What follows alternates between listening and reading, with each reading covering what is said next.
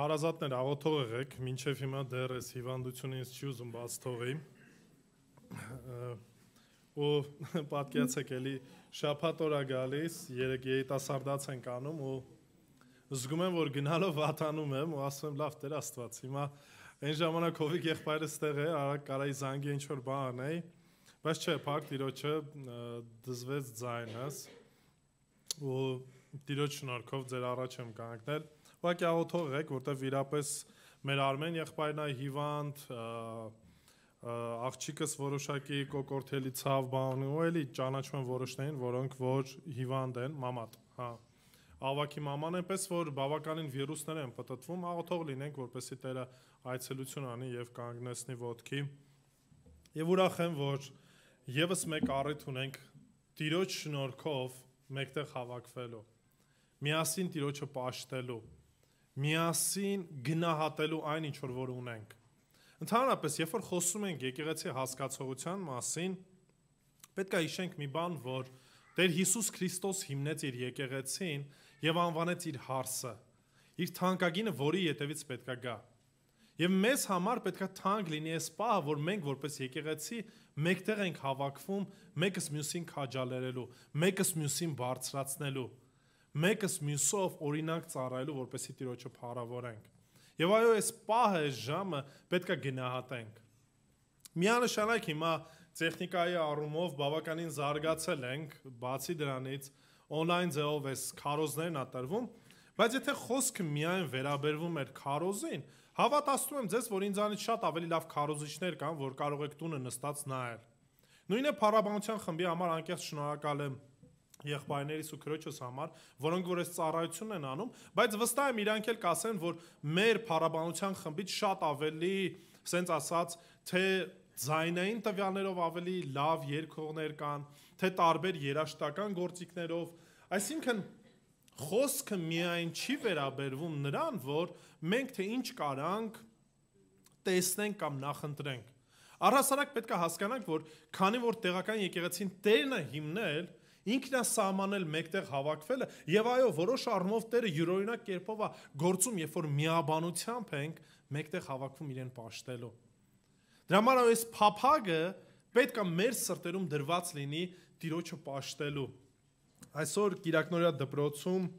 խոսում ենք Սուրբ Հոգու պտղի մասին, ու Սուրբ Հոգու պտուղներից մեկը, որով որ առանձնացնում ենք կամ տարբերվում ենք, արդյոք Տիրոջին ենք թե ոչ, սա հենց այդ փափագն է Տիրոջը պաշտելու, Տիրոջը մեծարելու։ Հակառակ դեպքում եւ թե մարդը ցանկություն չունի Տիրոջը պաշտելու, իր բնավորության գծերի մեջ մենք չենք տեսնում փոփոխություն, ինչպես որ Գաղատացիս 5-րդ գլխում է ասում, չկա ցանկություն ավետարանը քարոզելու, ավետարանի մեջ լինելու, առատաձեռնության մեջ, այն ինչ որ լսում է գործնականում կատարելու, այստեղ նորից հարց է առաջանում. արդյոք մարդը փրկված է թե ոչ։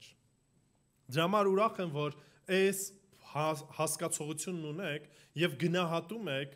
մեկտեղ հավաքվելը, գնահատում եք տերունական օրը սուրբ պահելը։ Սա կարևոր է։ Եվ առհասարակ ընդհանրապես միայն падգամի հատվածը չի որ կարևոր։ Ամենահենց սկզբից, ամենաառաջի աղոթքից մինչև վերջի ամենը, սա մեր ընդհանուր փառաբանությունն է, Տիրոջը մեծարելն է։ Դրա համար սիրելիներ, թե ժամանակին փորձենք գանք, որպեսզի ամենասկզբից մասնակցենք։ Երկրորդը ուրիշներին չփորձենք դրանով, որտեղ երբ որ ուշ են գալիս, մնացած մեր հարազատներին, մեր քույրերին ու եղբայրներին ինչ ենք անում, որոշ առումով խանգարում ենք։ Մեր գալով, մեր նստելով։ Դրա համար այս ամեն ինչի մեջ փորձենք Տիրոջը նմանվել ու Տիրոջը փառավորել, որտեղ Տերը կարգ ու կանոնի Աստված է եւ ամեն բան ինչ որ անում ենք, իրեն պետք է ուղենք փառքը։ Լավ սիրելիներ, անկեղծ ուրախ եմ բոլորի տեսնելու ու այսօր պետք է շարունակենք մեր Մատթեոսի գրքի սերտողությունը։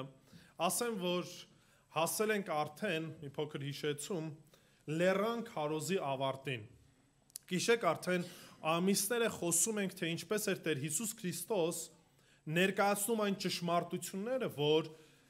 արքայության զավակները դրանով պետք է առաջնորդվեն։ Եվ հիմա այդ խոսակցությունը արդեն գալիս է գագաթնակետին կամ կուլմինացիային։ Լավ էս ամեն ինչը լսեցիք, արդյունքը ինչ պետքա լինի։ Եվ հիմա արդեն Հիսուս Քրիստոս անցնում է հետևյալ հասկացողությանը, որ կոչ է անում ժողովրդին, կոչ է անում լսողներին, եւ այսօր խոսելու ենք մինչեւ հիմա այդ կարևորագույն կոչի մասին, այն կարևորագույն որոշման մասին, որ ամեն մեկս մեր կյանքում պետքա կատարենք։ Ընդամենը երկու հատված ենք կարդալու, երկու համար։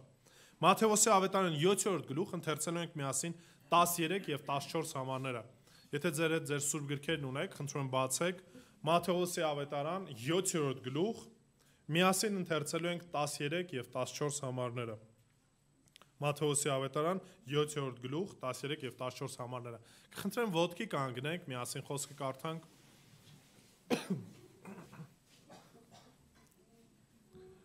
Նեղ դռնով ներս մտեք, որովհետև լայն է այն դուռը եւ ընդարձակ է այն ճանապարհը, որ դեպի կործանում է տանում, եւ դրանով մտնողները շատ են։ Որքան նեղ է այն դուռը եւ դժվար անցանելի է ճանապարհը, որ դեպի կյանք է տանում, քիչ են այն գտնողները։ Եկեք աղոթենք։ Տեր Աստված, իրապես փառք ենք քեզ տալիս ամեն օրվա համար, որ քեզանով ունենք, Տեր։ Շնորհակալ ենք, որ ապրում ենք քեզանով ու ցանկություն ունենք քո անվան ու փառքի համար գործելու, Տեր։ Աղոթում եմ, որ խոսքիդ միջոցով եւս մեկ անգամ հիշեցնես մեզ կարևորագույն այն ընտրության մասին, եւ եթե արդեն իսկ այդ ընտրությունը քո շնորհքով կատարել ենք, Տեր, օգնի, որ հաստատուն լինենք դրա մեջ, Տեր։ Ողորմիր, գթա ու ամեն ինչի փառքը նորից ու նորից ուղղում ենք քեզ։ Ամեն փառքերի արժանի Տեր Աստված, արարիչ, ամեն բան, որ քո ձեռքերում է, քո համար է, քո անվան ու փառքի համար է, Տեր։ Հիսուսի անունով, ամեն։ Նստեք, խնդրեմ։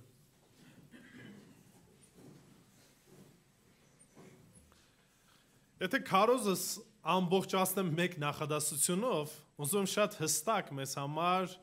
այս հասկացողությունը հստակ լինի, որ ընդամենը միայն մեկ ճանապարհ կա դեպի Աստված, եւ դա Հիսուս Քրիստոսն է։ Միայն մեկ ճանապարհ կա փրկության, եւ դա Հիսուս Քրիստոսն է։ Ինչպես որ ասացի լեռան այս քարոզի ավարտին, Տեր Հիսուս կոչ է անելու ընտրություն կատարելու։ Եվ առհասարակ առաջ է բերում բավականին նման օրինակներ, որոնցով որ մեզ քաջալերում է որոշում կայացնելու։ Երկու ճանապարհ, երկու ծառ, երկու հիմք, ու այս ամենը սահմանափակում կամ ներկայացնում է մի պարզ ճշմարտություն։ Երրորդ կամ չորրորդ տարբերակ չկա։ Հետևաբար վերջի քարոզներից կետ ընդամենը հիմնականում երկու կետ է ունենալու։ Այսինքն որտեվ Տեր Հիսուս Քրիստոսն է տալիս։ Գիտեք, սա ոչ միայն սահմանափակում է, որ երրորդ կամ չորրորդ տարբերակներ չկա, այլ նաև շատ հստակ ցույց է տալիս, որ Հիսուս Քրիստոս ազնիվ էր։ Շատ հստակ ցույց տվեց, որն է ճշմարտությունը, որը որ տանելու է դեպի փրկության, եւ որն այն կեղծիքը, բյուրավոր կեղծիքը, որ աշխարհն է ինչ անում, առաջարկում։ Հիսուս ազնիվ էր, թե ինչ պետքա սպասվի եւ շատ հստակ կոչ է անում։ Այդ կոչը ոչ միայն Հիսուս Քրիստոսն արեց, այլ մինչև այդ անում էր թե Հովհաննես Մկրտիչը, թե Հիսուս Քրիստոսը եւ թե աշակերտները։ Կոչը ընդհանրապես շատ պարզ էր հնչում։ Ապաշխարեցեք, որովհետեւ երկնքի արքայությունը մոտեցել է։ Հովհաննես Մկրտիչը 3-րդ գլուխ 1-2 համարներն ասում է. այն օրերին հայտնվեց Հովհաննես Մկրտիչը, ով քարոզում էր Հրեաստանի անապատում եւ ասում էր. ապաշխարեք, որովհետեւ երկնքի արքայությունը մոտեցել է։ Հիսուս Քրիստոսը Մատթեոս 4:17 Այն ժամանակ Հիսուսը սկսեց քարոզել ու ասել. ապաշխարեցեք, որովհետեւ մոտեցել է երկնքի արքայությունը։ Աշակերտները Մատթեոս 10:7 Երբ գնաք քարոզեք ու ասեք, որ երկնքի արքայությունը մոտեցել է։ Նայեք գործք առաքելոցը։ Ամբողջությամբ բոլոր աշակերտները տրված էին հետևյալ քարոզով. Արդ ապաշխարեցեք ու դարձի եկեք։ Ինչ է նշանակում ընդհանրապես ապաշխարություն։ Շատ ենք խոսում, ինչի, որտեվ հետևյալ տերմինաբանությունը կարան շատ մարդիկ օգտագործեն։ Բայց թե դա ինչ է նշանակում, տարբեր մարդիկ տարբեր ձև են հասկանում։ Որոշ մարդիկ ապաշխարություն ընդամենը հասկանում են գնան քահանայի մոտ, իրանց մեղքերը պատմեն եւ քահանան ինչ որ աղոտ քանի, դրանով ապաշխարություն են տեսնում։ Մեկ ուրիշներն ապաշխարությունը տեսնում են մատաղ անելու մեջ, մեկ ուրիշներն ուրիշ ինչ որ բաների մեջ։ Ընդհանրապես Աստվածաշունչն ինչ է ասում ապաշխարության մասին։ Առաջի Թեսաղոնիկեցիս 1:9 համարն եմ ուզում կարդամ։ Որովհետև հենց մարդիկ իրենք են մեր մասին պատմում, թե ձեր մոտ ինչպիսի մուտք ունեցանք եւ դուք ինչպես կուրքերից դեպի Աստված դարձաք ծառայելու կենթանի ու ճշմարիտ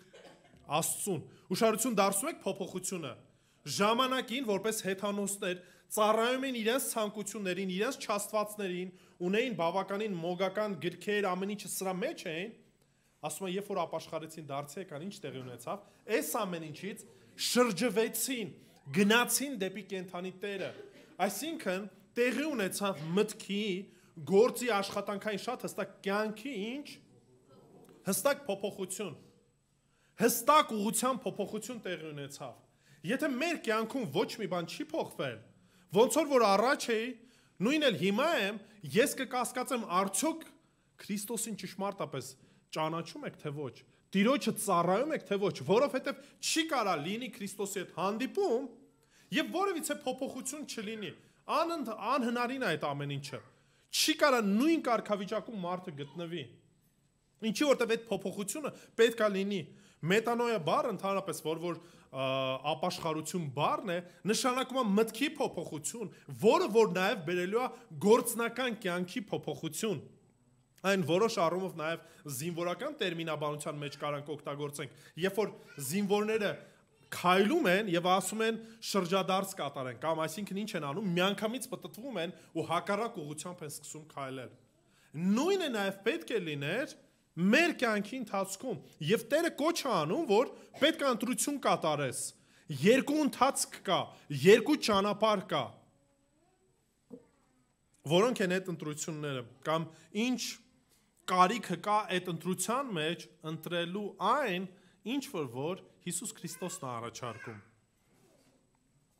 Առաջինը ընդարձակ ճանապարհ կամ ընդարձակ ճանապարհ, որով որ ընթանում են ովքեր շատերը 13-րդ համարը կարդանք։ Նայեք 13 համարի ամենասկիզբը ասում է նեղ դռնով ներս մտեք։ Սա այն կոչն է, որ սկիզբն ասում է Տեր Հիսուս Քրիստոս, դրանից հետո նորից շարունակում է այս նույն թեման։ Բայց դրանից հետո նաև նկարագրում է, որ բացի այս նեղ դուռը ինչ կա, լայն ճանապարհ կա։ Լայն ճանապարհ կա, որը որ տանելու է այդ լայն դարպասների մոտ։ Որովհետև լայն է այն դուռը եւ ընդարձակ է ճանապարհը, որ դեպի կործանում է տանում եւ դրանով մտնողները շատ են։ Երբ որ խոսքը վերաբերվում է ընդարձակ ճանապարհին, ինչի նկատի ունենք։ Տեսեք, այն չի վերաբերվում զուտ, սենց ասած մեղավոր կյանքով արտահայտված կյանքը։ Խոսքը նրա մասին չի, որ դե մեկը գողա, ավազակ, շնացողա կամ հարուստ, ասենց հրփացած, սրա մասին չի խոսքը գնում։ Խոսքը գնում է նրա մասին, որ բոլոր մարդիկ, բոլոր կրոնների շրջանակում փրկության հնարավորություն են ինչ անում, ընձեռնում։ Ինչքան կրոն գիտեք, այդքան փրկության մարդկային տրամաբանությամբ հնարավորություններ կա։ Եվ այս բազմազանությունը Տերը նկարագրում է ինչ? Լայն ճանապարհ, լայն հնարավորություն, ու սա նաև փարիսեցիներն են, որոնք որ առաջարկում էին։ Ինչ էին առաջարկում փարիսեցիները։ Իրանց տրամաբանությամբ։ Օրենքները պահիր, մեր նման եղիր, չակերտավոր արդար եղի, մնացածը էական չի։ Հավատք ունես, չունես, ում ես հավատում, ոնց ես այդ ամեն ինչը ընկալում, էական չի։ Արտաքին տեսքդ ինչ լինի, կարծես թե համապատասխան են ստանդարտներին, որոնք որ որոշ առումով մենք ենք սահմանում։ Նայեք մեզ որպես փարիսեցի, մենք արդար ենք, մենք ծոմ ենք պահում, աղոթում ենք, նվիրատվություն ենք անում, սենց արեք ու ինչ կանեք, կփրկվեք, կարծես աշխատանք, գործ, ինչ որ մի բան անեմ ու դրանով փրկվեմ։ Այս հասկացողությունը մինչև հիմա էլ կա մարդկանց մոտ։ 10-րդը տուր, Հիսուսի անունը հաճախ օգտագործիր համացանցում, մի քանի հատ էլ քարոզ կիսվի ու վերջ։ Մնացածը էական չի, ինչ կյանքով ես ապրում, Ինչ շարժառիթներ ունես, խոսքը կարդում ես, չես կարդում, մնացածը էական չի։ Կարևորը ցույց տուր, որ դու հավատացյալ ես։ Կարաս մի հատ էլ վզիտ, մի հատ մեծ խաչ կապես, կամ Հիսուսի պատկերը ու վերջ։ Ամեն ինչ ապահովված է։ Սա է այն տրամաբանությունը, որ աշխարհը ինչ անում, առաջարկում է։ Ինչ է կարծում, դա նոր բան է։ Չէ, ժողովուրդ։ Այն ժամանակել էր այդ նույն տրամաբանությունը մինչև հիմա նույն տրամաբանությունը առաջ է գնում։ Այս պատմությունը բոլորիդ քաջ ծանոթ է, բայց ուզում եմ եւս մեկ անգամ հիշենք։ Հարուստ երիտասարդի տրամաբանությունը։ Մատթեոսի ավետարան 19-րդ գլուխ 16-ից 22 համարները։ Ահա մեկը Հիսուսի մոտ եկավ ու ասաց. Բարի վարդապետ, այսի կարևոր է։ Ինչ բարի գործ անեմ, որ հավիտենական կյանք ունենամ։ Հասկանում եք, այս առաջին նախադասությամբ ինքը ցույց է տալիս իր տրամաբանությունը կամ իր հասկացողությունը փրկության հետ կապված։ Ինչ հարց է տալիս։ Ինչ գործ անեմ։ Ինչ անեմ, որ երկնքի արքայությունը մտնեմ։ Ու ասեմ, այս հարցը հենց այնպես չի տալիս։ Ինչի որտեվ գուցե փարիսեցիների կամ ուրիշների կողմից բավականին գովաբանված մեկն է եղել։ Ինչի գուցե իրապես իր կյանքի ընթացքում բավականին արդար վերաբերմունք ունի, բավականին շնորհքին է վարվել, փորձել է օրենքը պահի, քչի թե շատից, որովհետև եթե ասենց ասած վատ վկայություն ունեցող մեկը լներ, այդ մոտեցումը կամ այդ արտահայտությունը չեր անի։ Հիսուս Քրիստոս պատասխանում է 17 համարը եւ նա ասաց նրան. Ինչու ես ինձ բարու մասին հարցում կամ ինչու ես ինձ բարի ասում,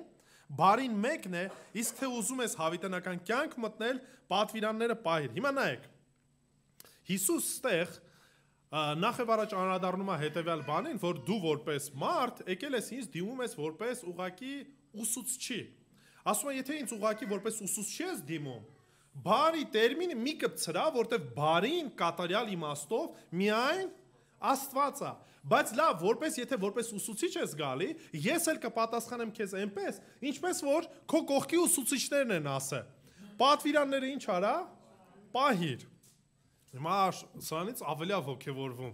Ստացվում է, ոնց որ արդեն իմ ուզած ճանապարհով են գնում 18 համարը։ Նրան ասաց, որոնք հետաքրքիր է, մի հատ ցանկը ներկայացրա, տենամ համապատասխանում է կյանքս այս ներկայացրած ցանկին, թե ոչ։ Հիսուսն ասաց. Մի սպանիր, մի շնանա, մի գողանա, սուտ մի վկայիր, պատվիր քո հորն ու մորը եւ սիրիր քո ընկերոջը, ինչպես ինքնդ քեզ։ Ինչի վրա է Հիսուս նախ եւ առաջ ուշադրություն դարձնում։ Պատվիրանների որ հատվածի, որտեղ որ մարդ հարաբերությունն է։ Հիսուս Քրիստոս դեռևս չի անդրադառնում մարդ եւ Աստված հարաբերության։ Նախ եւ առաջ անդրադառնում է այս շրջանակում մարդ հարաբերությունների շրջանակում։ Սրանից մեր երիտասարդը հարուստ ավելի է ոգևորվում։ 20 համարը։ Երիտասարդը նրան ասաց. Այդ ամենն իմ մանկությունից ի վեր պահել եմ, ել ինչ է ինձ պակասում։ Հիմա նայեք։ Մյուս ավետարանների մեջ գրված է նման արտահայտություն, որ Հիսուս սիրեց այս երիտասարդին կամ այն պատասխանը դուր եկավ, ինչի որտեվ գուցե իրապես ազնիվ ա եղել, որ այս հարցերում այս երիտասարդը որոշ առումով բարի ընթացք է ունեցել։ Դա չի նշանակում, որ կատարյալ մեկը կարող է այս ամեն ինչը պահի, ինչի որտեվ Հիսուս երբ որ օրենքը բացատրում էր, նույն Մատթեոսի ավետարան հիշում եք ինչ էր ասում։ Մտքիդ մեջ մեկին ցանկացար, արդեն շնացար։ Մտքիդ մեջ եղբորդ ասեցիր ինչ որ մի վատ բան, ցանկացար, սպանես, ուրեմն արդեն սպանեցիր։ Հետևաբար այս տրամաբանության մեջ այս երիտասարդը արդեն իսկ այս հարցում նույնպես ինչ էր, խնդիր ուներ։ Բայց այս երիտասարդը շատ ավելի մեծ խնդիր ուներ։ Շարունակության մեջ Հիսուս ինչ որ գրում է, արդեն խոսքը վերաբերվում է իր հարաբերությունը Աստծո հետ, ես կասեմ ինչպես։ 21 համարը։ Հիսուս նրան ասաց. Եթե ուզում ես կատարյալ լինել կամ ամբողջական լինել, գնա վաճառիր ունեցվածքդ ու տուր աղքատներին եւ երկնքում գանձ կունենաս ու եկ ինձ ետևիր։ Հիմա դե կարակ ասեք, լավ, ստեղ ինչ կապ ունի Աստված։ Եթե կհիշեք, պատվիրանների մեջ ասում էր, որ ես եմ քո Տեր Աստվածը, ինձանից զատ ուրիշ աստվածներ չունենաս, ճիշտ է, կուրքեր չշինես, միայն ինձ կերկրպագես եւ հիմա երբ որ մենք տեսնում ենք հարստությունը եւ այս Աստծո հետ փոխհարաբերությունը մենք հասկանում ենք ինչ, այս երիտասարդի համար այս հարստությունն ինչ էր, ավելի բարձր էր, քան թե Աստված։ Դա համար Հիսուսն ասաց, եթե իրապես պատվիրանները քո տրամաբանությամբ պահում ես, Աստված պետք է լինի քեզ համար կարևոր, ուրեմն այն ինչ որ այս պայդրությամբ քեզ համար կարծես Աստծուց ավելի թանկ, ինչ արա։ Դրանից ձերբազատվիր ու արի ինձ հետևիր։ Չի ասում մենակ վաճառի ու վերջ, ուշադրություն դարձրեք։ Ասում այդ ամեն ինչը վաճառի, արի ինձ հետևի, արի ինձանից սովորի, արի ես քեզ ճանապարհը ցույց կտամ։ Երբ երիտասարդը այս խոսքը լսեց, տրտմած հեռացավ։ Ընդհանրապես շատ քչերն են, որ Հիսուսին մոտենում են ու տրտմած են հեռանում։ Ինչի՞, որտեվ մեծ հարստություն ուներ։ Ու դրանից հետո Հիսուսի հետ աշակերտները լուրջ խոսակցություն են ունենում, ասում են, լավ, եթե սենց սկզբունքներ է, ով կարա փրկվի։ Ու Հիսուս շատ հստակ պատասխանում, ասում է, մարդու համար անհնարին է։ Մարդը անհնարին է իր գործերով, իր տրամաբանությամբ, իր ով լինելով փրկվի։ Չեք կարող։ Չեք կարող, ժողովուրդ ջան։ Միակ փրկության ճանապարհը Քրիստոսն է, նրա միջոցով է, այլ ճանապարհ չկա։ Ես ինչի եմ սա ուզում հիշեցնել, որտեվ մենք ինքներս որպես հավատացյալներ ժամանակ առ ժամանակ տրվում ենք այս գայթակղությանը որոշ առումով եւ փորձում ենք Տիրոջ շնորհքի վրա ինչ-որ բան ավելացնել։ Ես ծառայում եմ։ Ես էս եմ անում, ես այն եմ անում։ Կարծես տպավորություն է ստեղծվում, որ դա ում համար ենք անում, որպեսզի մեր փրկությունը ավելանա։ Թե ավելի արժանի լինենք Տիրոջ առաջ, Տիրոջ սերը վայելենք, սրա մասին է խոսքը գնում, թե որպես ծառա պարտավոր ենք անելու այն, ինչը որ մեր Տերը մեզ պատվիրեց։ Դրա համար երբ որ կգա ժամանակը, Տերը կասի ապրես, այն ինչ որ քեզ պատվիրել եմ, դա էլ պետք է անես։ Դա մի բան չէ, որ մի առավելություն է։ Ես դրա համար երբ որ խոսքը գնում է ծառայության, ժողովուրդ ջան, խնդիրը այն չի, որ գիտեք ինչ կա, եթե ծառայեցիք ինձ համար ավելի լավ է։ Հայո, ես ուրախ կլինեմ, որ ամեն մեկս է ծառայության մեջ լինենք։ Բայց հասկացեք, առաջնային բոլորդ կանչված եք ծառայելու, բոլորդ, անխտիր։ Եվ սա ոչ թե ես եմ ասում, այլ Տերն է պատվիրել, որ եկեղեցու բոլոր անդամ պետք է տեղական եկեղեցու համար, տեղական եկեղեցու մեջ Աստծո փառքի համար ծառայեն։ Այն շնորհներով ու այն տաղանդներով, որով որ Տերը տվել է, եւ իմ կոչը, երբ որ խոսում ենք ծառայության մասին, ոչ թե նրա համար է, որպեսզի ձեր փրկությունը ինչ որ մի ձև ավելանա, ոչ թե նրա համար է, որպեսզի Տերը ձեզ ավելի շատ օրհնի, ավելի բարգավաճեք, չէ, ժողովուրդ ջան, դրա մասին չի։ Ընդհանրապես որպեսզի հնազանդվեք իր կամքին, ուրիշ ոչ մի բան։ Այսօրվա մարդկանց մտածելակերպը, ո՞նց փրկվեմ։ Մոն վառենք, բրով մոն վառենք, սա հայկական հիվանդություն է։ Ուխտատեղի գնալ, բարձրանանք ամենաբարձր սարը, այնտեղ մի հատ մատուռ կա։ Դրանով մեր նպատակներին ենք հասնում, փրկություն ենք ստանում։ Խաչակնքվելը, հիմա քանի որ կնքվել բառն ենք ասում, նորից անդրադառնամ առաքելական մտածելակերպին։ Կնքվեցիր փոքր ժամանակ, արդեն ապահովություն ունես երկնքում։ Բարի բաներ անելը։ Դե ես բարի բաներ եմ անում, էսա, եթե փորձենք համադրենք վատ գործերս ու բարի գործերս, կարծես բարի գործերս ինչ է լինելու, ծանր է լինելու, գերակը շռելու է։ Եկեղեցի կառուցելը, սա մի քիչ ավելի տրենդային է հարուստների մոտ։ Գիտես քանի հատ եկեղեցի եմ կառուցել։ Հիմա չզարմանաք ինչ որ ասելու եմ, որոշ մարդկանց մոտ փրկության հույսը իրանց վարդապետությունն է։ Օրինակի համար կան ծայրահեղ կալվինական մտածելակերպի մարդիկ, ովքեր որ ասում են, դե Տերը ինձ ընտրել է, ինձ փրկել է, կապ չունի ինչ կյանքով եմ ապրում։ Կապ չունի ավետարանը քարոզում եմ, չեմ քարոզում, իմաստ էլ չկա քարոզելու, որովհետև Տերը ում որ պետքա կփրկի։ Մեկը արդեն Տիրոջմով եմ, ինչ որ անում եմ, իրանով եմ, մեղք եմ գործում, ես մեղավոր չեմ, Տերն է։ Հասկանում եք, այս մտածելակերպն էլ կա, որ ստացվում է կարծես թե սխալ մարդկային վարդապետությունը ինչ է անում։ Մարդուն վստահություն է տալիս, որ ինքը կարող մեղքի մեջ մնա, կարևորը ինքը գիտի որոշ սուրբգրային հատվածներ, ասում է, սրանով ես փրկված եմ։ Նորից սա թյուր կարծիք է, որը որ սենց ասած գործերից անցնում ենք ծայրահեղեն առումով, որ ամբողջը թողում ենք Աստծո վրա։ Էական չի իմ ընթացքը, էական չի իմ կյանքը։ Մեկը Աստված ընտրելա, փրկելա։ Տենց է պատասխանում Պողոս առաքյալը, չէ։ Հռոմեացիս նամակի մեջ ասում է, եթե մենք մեղքի համար մեռանք, ոնց կարանք այդ նույն մեղքին նորից ծառա լինենք։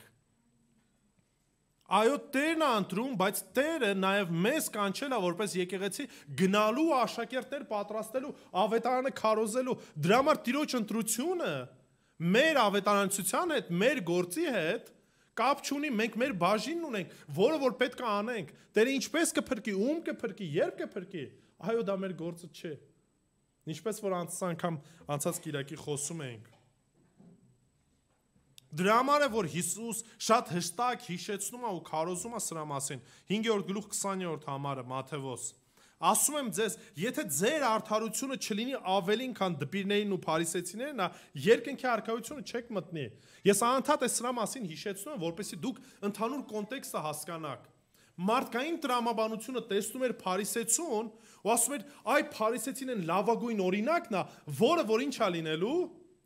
փրկվելու է, որը որ Աստծո մոտ հատուկ տեղ ունի։ Մենք էլ մեր տրամաբանությամբ նկարել ենք շատ դեպքերում քրիստոնյայի կատարյալ պատկերը, որը որ շատ դեպքերում չի համապատասխանում իրականությանը։ Ինչի որտեվ խոսքի հիման վրա չի։ Լավագույն օրինակը ումից որ մենք պետք է հետևենք, դա հենց Հիսուս Քրիստոսն է։ Լավագույն օրինակը։ Եվ այո, համեմատվեք Քրիստոսի հետ։ Համեմատվեք Քրիստոսի հետ, երբ որ հարցը վերաբերվում է, ուզում եք ինչ որ կերպով ցույց տաք, թե դուք ով եք, համեմատվեք Քրիստոսի հետ, երբ որ համեմատվեք Քրիստոսի հետ, կհասկանաք, թե մենք ինչ կարգավիճակում ենք գտնվում։ Երբ որ կարդում ենք կործանում բառն, ասում է շատերն են գնում եւ վերջնական նպատակը կործանումն է, տեսեք, կործանում զուտ անհետացում չի, ինչպես որ օրինակ Եհովայի վկաներն են ներկայացնում։ Դե այդ 140,000-ի մեջ չես մտել, ոչինչ, հիմա դժոխք հասկացողություն չկա, կորում ես, անհետանում ես ու վերջ։ Սա են քարոզում որոշները։ Կամ օրինակի համար, որպեսզի ես հարցին կարողանան ճիշտ լուծում տան, կաթոլիկները հորինել են խավարան հասկացողությունը։ Ոչինչ, կմտնես խավարանում, մի քանի հազար տարիներ կտանջվես, բայց հետո գնալու ես նորից սիրող Աստծո մոտ։ Կամ օրինակի համար նույն առաքելականները, այսօր շատ եմ հիշում իրենց։ Կարևոր չի ինչ կյանքով ես ապրել, մահացար, վերջում քանային կկանչես, աջակողմյանից ձախակողմյան կուղարկի այդ կարուսելի մեջ, բախտդ կբերի, ամեն ինչը տեղը կգա։ Հասկանում եք, էսի մարդկային այն մոտեցումներն է, որ ինչ որ պարզ ձևով փորձում ենք ինչ անենք, շրջանցել խոսքը։ Հիսուս ինչ ասեց, փրկության ընդամենը մեկ ճանապարհ կա։ Եբրայեցիս 9-րդ գլուխ 27 համարը, եւ ինչպես որ մարդկանց համար սահմանված է մեկ անգամ մեռնել, եւ դրանից հետո ինչն է, դատաստանն է, խավարան, մավարան, աչից ձախ, էսկոմ, ենկոմ, այդ հասկացողությունները չկան, ժողովուրդ, ես չեմ տեսնում Աստվածաշնչում, չկա նման բաներ, մահից հետո Աստծո դատաստանի առաջ ենք կանգնելու, կամ Տիրոջինն ենք, կամ Տիրոջինը չենք, այս վերջերս մի sense հոգևոր տեսանյութ կար, ներկայացված է, շարքով գալիս են, ու ամեն մեկը մի հատ պապկա ունի իր կատարած բարի գործերը, ու sense բերում դնում են կշերքի վրա, ու ցույց է տալի, ոնց որ լավն է, բայց հետո ցույց է տալի, որ ահա որ վատն է։ Ու տենց մի քանի հոգի գնում են, վերջում մեկն է գալիս, նորից էլի իր գործերով, չնայած շատ քիչ են, sense մոտեցնում է, ուտեղ ցույց են տալի, որ Քրիստոսն է գալի ու ասում է, որ իմ կատարած շնորհքը բավարար է, ինքն է կանգնում այդ կշերքին, ու երբ որ անցնում այն մնացածը սկսում են ասեն անարդար է։ Շնորհք հասկացողությունն է սա, որ անարդար կերպով Տերը մեզ ինչ արեց, փրկեց։ Սա է շնորհքը։ Բոլորս արժանի ենք դատապարտության, մեր գործերով հանդերձ, որտեղ այդ գործերը Աստծո առաջ կեղտոտ լաթի պես են։ Բայց Տիրոջ շնորհքը սա էր, արժանի մեկը, որ դատաստանի է արժանի, Տերը ինչ անում, ողորմություն է տալիս։ Հիսուս Քրիստոս սիրո քարոզիչը ավելի շատ խոսեց դատաստանի, ավելի շատ խոսեց դժոխքի մասին, քան թե խոսեց դրախտի մասին։ Համարները առանձնացրել եմ, հիմա չգիտեմ, մի քանիսը կկարդամ, բայց կարակ շարունակությունը բավականին մեծ է։ 8-րդ գլուխ 11 համարը։ Իսկ ասում եմ ձեզ, որ արևելքից ու արևմուտքից շատերը կգան ու Աբրահամի, Իսահակի ու Հակոբի մեջ երկնքի արքայության մեջ կնստեն, իսկ արքայության որդիների նկատի ունի հրյաները, որոնք որ ի սկզբանե ճշմարտությունն ունեին, կգցվեն դուրս արտաքին խավարը, այնտեղ կլինի լացը ու ատամների կրճտալը։ 8-րդ գլուխ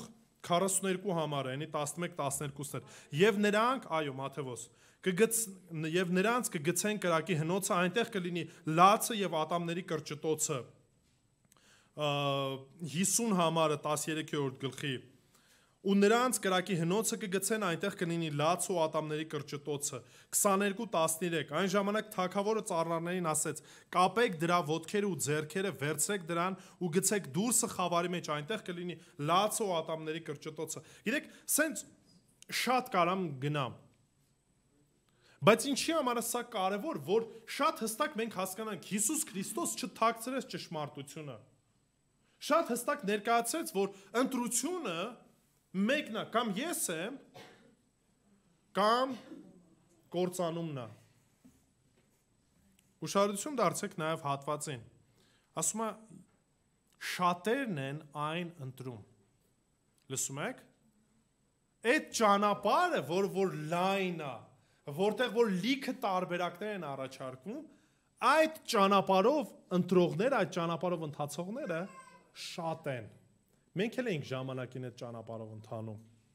Գիտեք, այս ձևի հասկացողություն կա, ասում են, դե եթե շատերն են, ուրեմն ճիշտ են։ Բայց դա Աստվածաշնչի շրջանակում չի աշխատում։ Հակառակը, մեծամասնությունը գնում է հենց ընտրում է այն, ինչ որ Քրիստոսինը չի։ Ու շարունակության մեջ, երբ որ կկարդանք նեղ դրան հետ կապված, Հիսուս Քրիստոսն ասում է, որ այդ նեղ ճանապարհը, նեղ դուռը գտնողները շատ քիչ են ու դժվար է գտնելը։ Մուսուլմաններ, բուդդիստներ, հինդուներ, հուդայականներ, նոմինալ անվանական կամ քրիստոնյաներ, աթեիստներ եւ այլն։ Լավ, այդ մարդկանց հետ ինչ է լինելու։ Դուք պատասխանեք։ Այո, դատաստան, եթե Քրիստոսը չունեն, դատաստան ինչքան էլ որ մարդկային տեսանկյունից բարոյական մարդիկ լինեն, լավը լինեն, դատաստանն է, հասկանում եք։ Շատ ավետարանիչներ, երբ որ բավականին հայտնի էին դարձել, երբ որ իրանց ուղիղ էս հարցներ տրվում, փորձում էին ինչ անել, sense մի քիչ ծուր պատասխան տալ։ Մի քիչ sense գնալ, փորձել գտնել ինչ որ տեղեր, որ կարանք խոսանք դե հեթանոս են, դե օրենքը չգիտեին, գուցե խղճի օրենքով կկարողանան փրկվեն, գուցե այլ ճանապարհով կկարողանան փրկվեն, գուցե որպես մուսուլման լավ մուսուլման լինելով կկարողանան փրկվեն։ Հիսուսն ինչ է ասում։ Չեն կարա ժողովուրդ։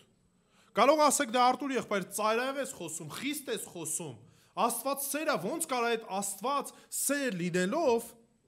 այս ամեն ինչը նման ձևով թույլ տա։ Հիսուս դրա մասին զգուշացրել էր։ Լայն է այն ճանապարհը, այսինքն ընտրելու հավանականությունը մեծ է, բազմազան է։ Այնքան կրոններ կան, այնքան կարծես տարբերակներ կան փրկության, որ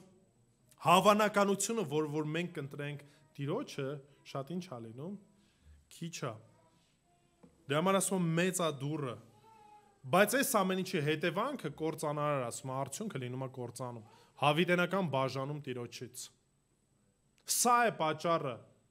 Դրա համար է շատ հստակ Հիսուսն ինչ որ ներկայացրեց, հիմա կոչ է անում։ Ինչ արեք։ Ընտրեք նեղ ճանապարհը, ընտրեք նեղ դուռը։ Երկրորդը նեղ ճանապարհ։ Ընտրում են շատերը, ընտրում են քչերը։ Ինչի, որտեվ հարցեր կա։ 14-րդ համարը։ Որքան նեղ է այն դուռը եւ դժվար անցանելի է ճանապարհը, որ դեպի կյանք է տանում, քիչ են այն գտնողները։ Համար մեկ-մեկ երբ որ հարց ենք տալի, ասում ենք ախր են եկեղեցին, այսքան լիքը մարդ ունի, շատ բազմազան են, սենց, Ժորժ ջան, ես էլի եմ ասում, այնտեղ այլ բաներ են, այլ ավետարանը քարոզվում, դրա համար բազմազան են։ Նայեք, եթե մինչև այդ ունեինք լայն ընդարձակ ճանապարհ, փրկության տանող ճանապարհը ինչ է։ Նեղ է ու նաև դժվար անցանելի է։ Ինչու։ Որովհետև այն ճանապարհը, որ Տերն է առաջարկում, ամբողջ աշխարհը այդ ճանապարհը ինչ է անում։ Մերժում է։ Դա ընթացքին հակառակ ճանապարհ է։ Մեծ գետի մեջ եղել եք երբևիցե։ Փորձել եք այդ գետին հակառակ քայլել կամ լողալ։ Ես փորձել եմ անկեղծ, մի անգամ Ռուսաստանում տենց լավ մեծ գետեր կա։ Սենց փորձում ես ամբողջ ուժդ գետին հակառակ լողալու ու տպավորությունա, որ կարծես առաջ ես գնացել, բայց նայում ես տենում ես, որ տեղիցդ չես շարժվել, եթե էլ նույնիսկ հետել չես գնացել։ Հասկանում եք, երբ որ այս ընթացքն է գալիս, ու ամբողջ աշխարհը սենց է գնում, այս տրենդով է շարժվում, շատ դժվար է դրան հակառակ գնալը։ Դրա համար Տեր Հիսուս Քրիստոս հենց ամենասկզբից զգուշացրեց, որպես աշակերտ, եթե որոշել եք ինձ ձեր Տեր ու Փրկիչ ընդունեք, իմացեք, որ դուք որպես իմ աշակերտ նեղություն կրելու եք, իմացեք գինը, թե ինչ գին եք վճարելու ինձ հետևելու համար։ Ճիշտ է, շատ քարոզիչներ այսօր հակառակ բան են խոսում, ասում են ճանաչեք Քրիստոսին, կբարգավաճեք, աշխարհիս մեջ հաջողություն կունենաք, բայց Հիսուս տենց չէր ասում։ Ու նաև այլ բան էլ կա։ Շատ քրիստոնյաներ փորձում են աշխարհին նմանվելով կարծես թե մնան քրիստոնյա։ Սա նորից իրար հետ չի լինում։ Ոնց ենք փորձում նմանվել։ Հագուստով, շարժառիթներով, փողի մոլուցքով, ժամանակակից մտածելակերպով, տարբեր տրենդերով, մի բանով, որը որ ինչն է առաջարկում, աշխարհն է առաջարկում։ Ու մենք կարծում ենք աշխարհի առաջարկածը կարանք վերցնենք, բայց հետն էլ ինչ մնանք, աշակերտ մնանք, քրիստոնյա մնանք։ Չի լինում ժողովուրդ։ Դրա համար ասում է, այնով որ աշխարհն է սիրում, հոր սերը իր մեջ չի բնակվում, ինքը հորը չի ճանաչում։ Չի կարա լինի համաշխարհն եմ սիրում, ընդունում եմ բոլոր աշխարհի առաջարկը եւ դրա հետ մեկտեղ Տիրոջինն եմ սիրում։ Դրա համար Հիսուս Քրիստոս Մատթեոս 16-րդ գլուխ 24-25 համարներում հետևյալ զգուշացումն է անում։ Մատթեոս 16-24-25 այդ ժամանակ Հիսուսն իր աշակերտներին ասաց. Եթե մեկը կամենում է իմ ետևից գալ, թող ուրանա ինքն իրեն ուշադրություն դարձրեք։ Այդ թող ուրանա ինքն իրեն ի՞նչ է նշանակում։ Թող ուրանա իր ցանկությունները, իր երազանքները, իր պատկերացումները, այդ ամեն ինչը թող ուրանա, վերցնի իր խաչը, ինչ անի, մահանա ինքն իր անձի համար։ Խաչը մահվան գործիքներ։ Ես ուրանում եմ, թողնում եմ մի կողմ իմ երազանքները, պատկերացումները, շարժառիթներս, ամեն ինչս թողեցի, իմ անձս Քրիստոսի հետ խաչեցի եւ ինչ անում, ասում է, եւ գա իմ ետևից, այսինքն նմանվի ում Քրիստոսին։ Կյանքը, երբ որ խոսում ենք ճանապարհի մասին, հենց սա է։ Ես ամեն օր, ամեն մի քայլս ուզում եմ նմանվեմ Քրիստոսին։ Էական չի մարդիկ ինչ են ասում, շատ են, քիչ են, դա իմ խնդիրը չի։ Ես իմ անձի համար արդեն մահացել եմ, ուզում եմ հետևեմ Քրիստոսին, 25 համարը։ Էլի մարդկային տեսանկյունից աբսուրդ բան է։ Որովհետև ով ուզենա փրկել իր կյանքը, որտեղ, այս աշխարհում, ուզենա ամեն ինչին հասնի, ամեն ինչը վայելի, փորձի այս աշխարհը վայելի, արդյունքը ինչ է լինելու, ասում է կկորցնի այն։ Իսկ ով իր կյանքը կորցնի ինձ համար, ինչպես կորցնի։ Չի ասում գնա ինքնասպանեղի։ Չի ասում քո շարժառիթները, քո կյանքիդ նպատակը մի կողմ դիր, իմ հետևից արի։ Սա է նշանակում կորցնի իր կյանքը, այսինքն իմ կյանքը այլևս ինձ չի պատկանում։ Կորցնի ինձ համար, կգտնի այն։ Չնայած շատ աշակերտներ իրենց կյանքը ֆիզիկապես էլ կորցրեցին։ Դրա համար շատ հստակ է, Հովանու 16:2-4։ Ձեր ժողովարաններից դուրս պիտի հանեն, նույնիսկ ժամանակ կգա, երբ որ ձեզ ով ձեզ սպանի, պիտի համարի, թե պաշտամունք է մատուցում Աստծուն։ Լսում եք։ Ասում է կգա պահ, որ ձեզ սպանելու են,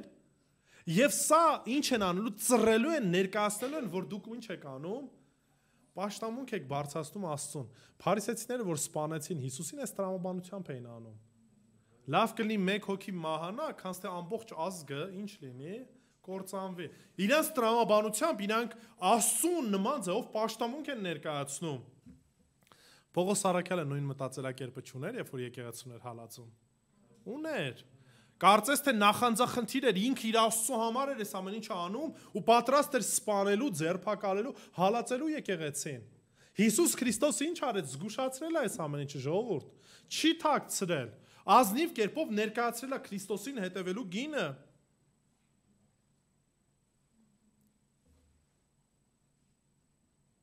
Եվ դա պիտի ձեզ անեն, որովհետև ոչ հորը ճանաչեցին, ոչ էլ ինձ։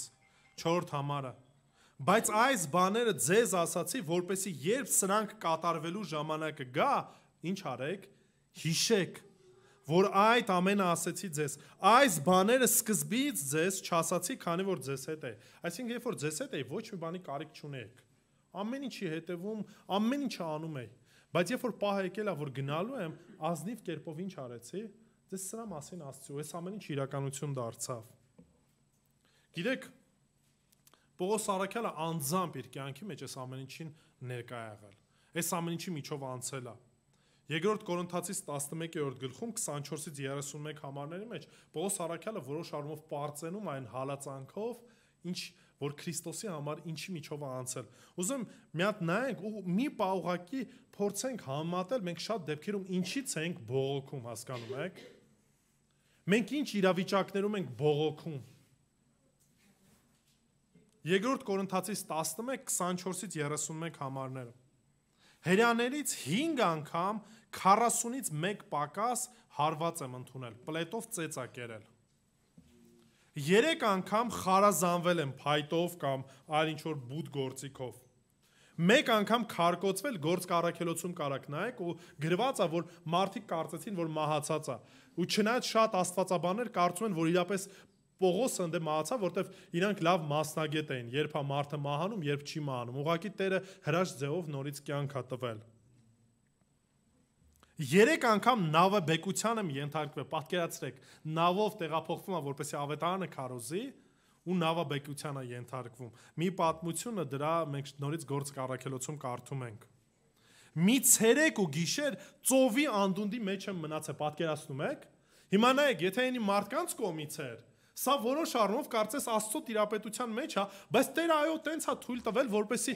1 ցերեկ ու գիշեր մարդը ջրի մեջ մնա։ 26 համարը բազմաթիվ ճամփորդություններ, վտանգներ գետերից, վտանգներ ավազակներից, վտանգներ ազգականներից, վտանգներ հեթանոսներից, վտանգներ քաղաքում, վտանգներ անապատում, վտանգներ ծովում, վտանգներ սուտ եղբայրներից։ 27 համարը հոգնություն ու աշխատանք բազմիցս արթուն մնալով քաղցի ու ծարավի մեջ։ Այսի ժամանակակից քրիստոնյաները չեն կարա բանը չեն ընդունում։ Ոնց կարա առաքյալ մեկը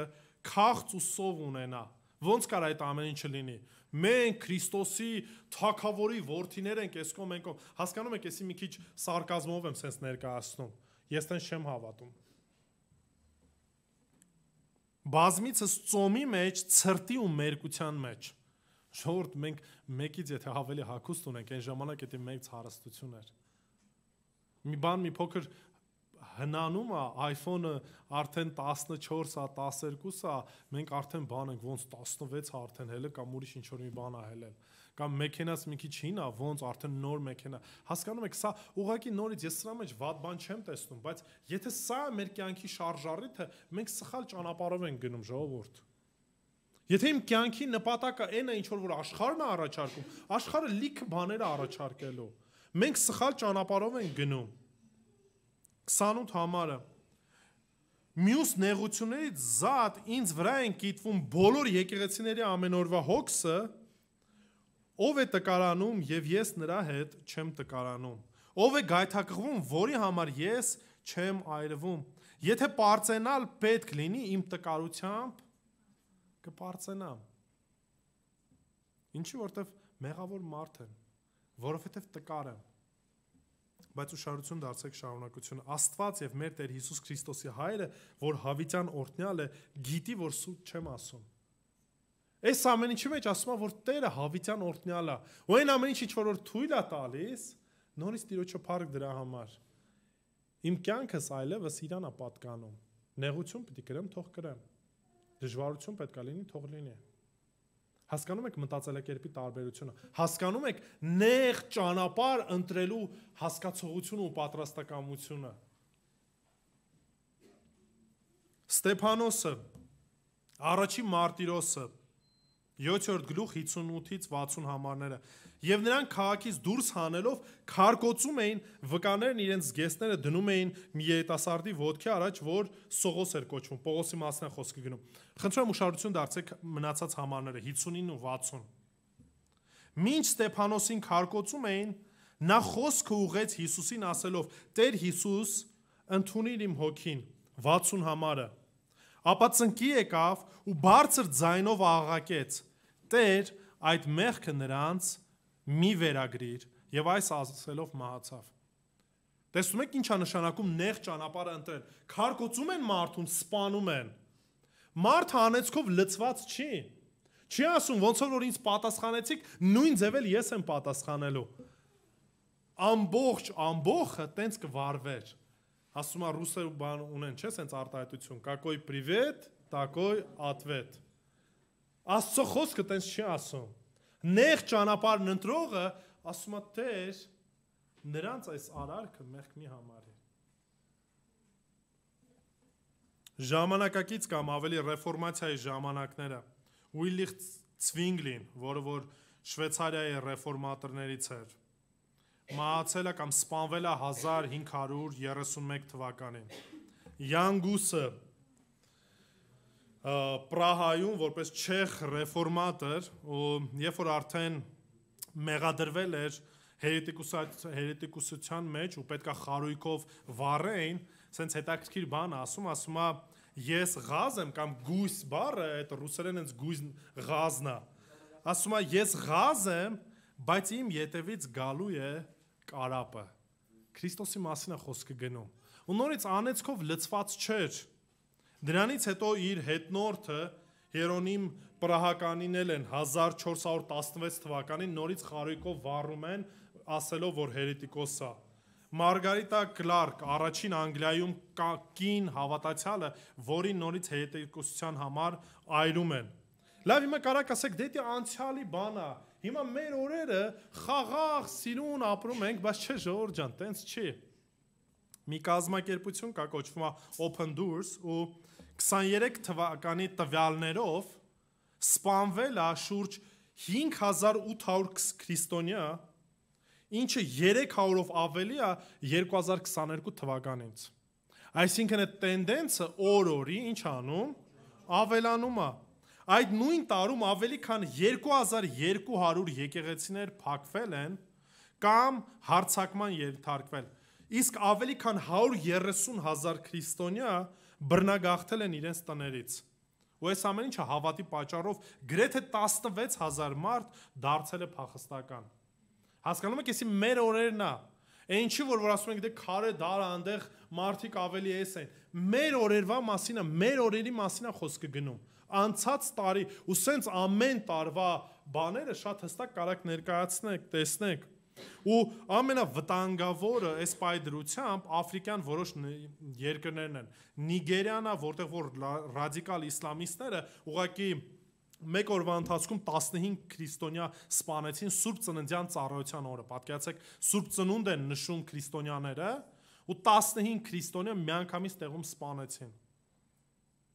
Ու Նիգերիայում 19-ից 24 թվականների շրջանակում 17,000 քրիստոնյա սպանվել։ Աֆղանստանում նույն իրավիճակն է, Հյուսիսային Կորեայում նույն իրավիճակն է, մեր հարևան Պարսկաստանում նույն իրավիճակն է։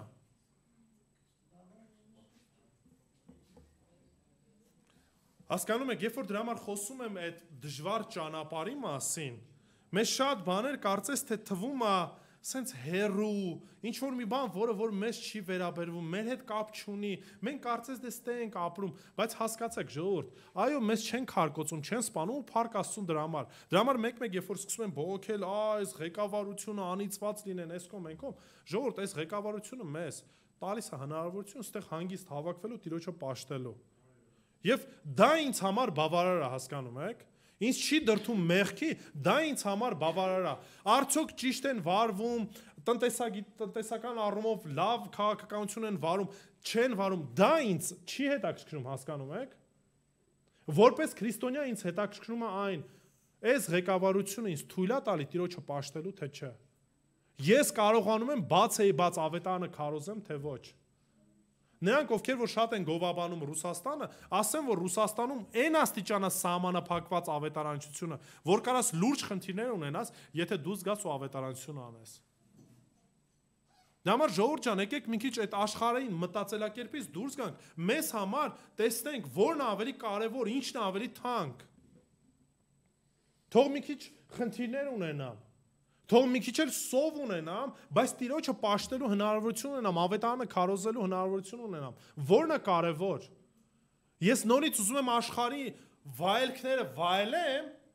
հետն էլ ասեմ քրիստոնյա եմ, ու ասեմ ինձ ձեռ չտակ, ամեն ինչ նորմալ է, պետք է ես ամենահարուստը լինեմ, ամենալավը լինեմ։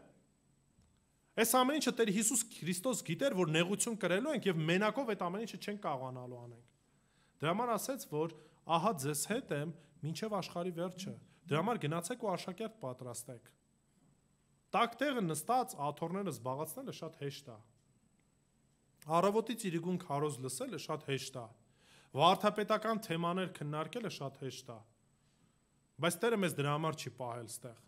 Տերը պահել է, որպեսզի գնանք ու աշակերտ դարձնենք մարդկանց։ Որպես եկեղեցի մեր առաքելությունն է գնալ ու ավետարանը քարոզել։ Ու սա նորից ցույց է տալի այդ նեղ ճանապարհը, որտեվ եթե լուռ ես, մարդիկ չգիտեն ինչ շրջապատում ես ապրում, չեն ճանաչում քեզ որպես քրիստոնյա, նեղություն էլ չես կրելու, ինչի որտեվ ծպտված ենք, լուռ ենք։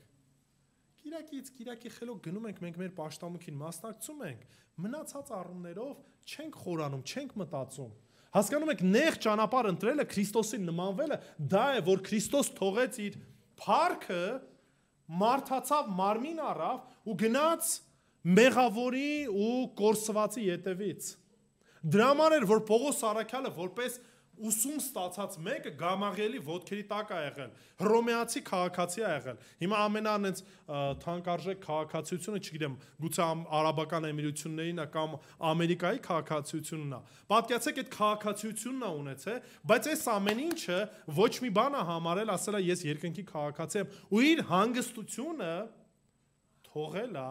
ու այն ինչ որ կարդացի, կրում էր մեկ բանի համար, որտեղ ուզում էր Քրիստոսին հավատարիմ լիներ։ Ընտրությունը մերն է։ Կամ ընտրում ենք լայն ճանապարհը, կամ ընտրում ենք նեղ ճանապարհը։ Լայն ճանապարհը տանելու է կորստի, նեղ ճանապարհը տանելու է փրկության։ Ու այդ ճանապարհը սերներ քրիստոնեությունը չի, լսում եք։ Փրկության ճանապարհը քրիստոնեությունը չի։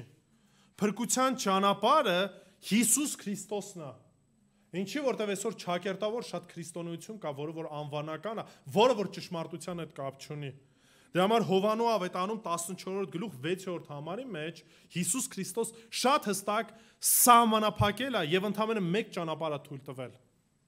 Հիսուս նրանց ասաց. Ես եմ ճանապարհը, ճշմարտությունն ու կյանքը, ոչ ոք հոր մոտ չի գա, եթե ոչ իմ միջոցով։ Դրա համար Եփեսացիս 2-րդ գլուխ 8-րդ համար 8-ից 10 ասում է, որ գործերով չի կարող որևիցե մեկը փրկվի, այլ շնորհքով, հավատի միջոցով, եւ սա մեզանից չէ, այլ Տիրոջ ձրի պարգևն է, Հիսուս Քրիստոսի միջոցով է։ Դրա համար նորից ընտրությունը մերն է։ Կամ ընտրում ենք լայնը, մեզ հույս դնելով, ասելով, որ դե ոչինչ էս լայն ճանապարհով վերջում կընտրենք Քրիստոսին, այդ ամեն ինչը տանելու է կործանման։ Կամ իրապես որոշում են կայացնում իրապես քայլելու այնպես, ինչպես որ Տերն է ասում։ Այո, նեղություն կա, դժվարություն կա, բայց Տեր Հիսուսն ասեց. մի վախեցեք, որտեվ ես այս աշխարհն ինչ եմ արել, հաղթել եմ։ Մահը հաղթել է, հարությունը տեսել ենք, ու այդ հարության հույսով էլ ապրում ենք։ Դա համար եկեք աղոթենք, որպեսզի Տերը հաստատի մեզ այս ընտրած ճանապարհում, որ թեև նեղություն կկրեմ, դժվարություն կկրեմ, բայց Տիրոջս համար եմ անում, իր անվան ու փառքի համար եմ անում։ Աղոթենք։ Տեր Աստված, իրապես փառք ենք քեզ տալիս, որ մենք մոլորված, որպես մոլորված գառներ դու մեզ գտար, ողորմեցիր եւ մեզ հովիվ դարձար, Տեր։ Մեզ քո փառախը բերեցիր, Տեր, եւ քո փրկության ճանապարհը ցույց տվեցիր։ Իրապես միայն քո կարիքն ունենք, Տեր, եւ ոչ մի բանի եւ ոչ մեկի կարիքը չունենք, Տեր։ Դու ես մեր սրտի փափագը եւ այո, դու սահմանեցիր եկեղեցիդ, Տեր։ որպես եկեղեցի քեզ պաշտենք ու երկրպագենք, որպես եկեղեցի այս շրջապատում աղ եւ լույս լինենք, Տեր, որպես եկեղեցի քեզ սպասենք ու պատրաստ լինենք քեզ դիմավորելու մեր փեսա։ Աղոթում եմ, որ Տեր, նեղության, դժվարության ճանապարհների մեջ, Տեր, ոչ թե հուսահատություն լինի մեր կյանքում, այլ էլի հաստատված քայլենք, որ ուրեմն ճիշտ ենք քայլում, Տեր, որովհետև դու ասացիր, որ եթե քեզ խաչեցին, եթե քեզ սպանեցին, որ դու արդար ես ու սուրբ ես, ապա ինչ են անելու մեզ հետ, Տեր։ Ուստի օգնի, որ այս նեղությունները չհամարենք մի բան, որը որ խորթ է, այլ ձգտենք նմանվենք քեզ եւ շրջված աշխարհին քայլենք դեպի կենթանի Տերը։ Օգնի, որ մենք միաբան լինենք խոսքիդ մեջ, Տեր, եւ Սուրբ Հոգուդ պտուղներն ու շնորհները օգտագործելով քեզ փառավորենք, որպեսզի ամեն ինչի մեջ փառքը միմիայն քեզ ուղված լինի։ Սիրելի բարեկամ, եթե մինչև հիմա դեռ Տիրոջը չես ճանաչում, չես ընդունել, աղոթի խնդրի, որպեսզի Տերը ների քո կյանքը։ Աղոթի ընդունի, որ նա է քո Տերը ու Փրկիչը ու խոստովանի մեղքերդ, հավատալով, որ եթե խոստովանես, եթե ընդունես,